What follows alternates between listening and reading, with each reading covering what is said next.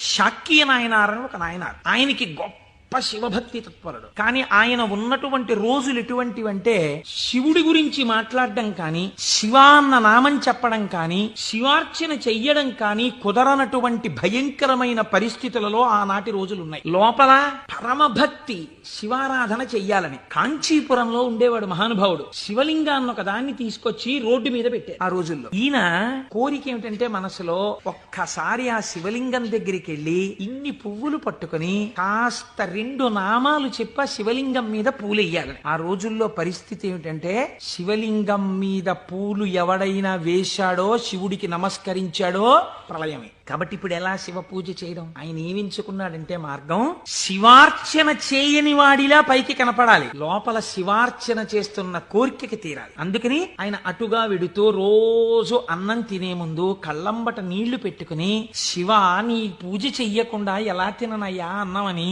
ఆ రోడ్డు మీద ఉన్న శివలింగం దగ్గరికి వెళ్ళి, శివుడివా నువ్వు శివుడివా అనో రాయి తీయడం.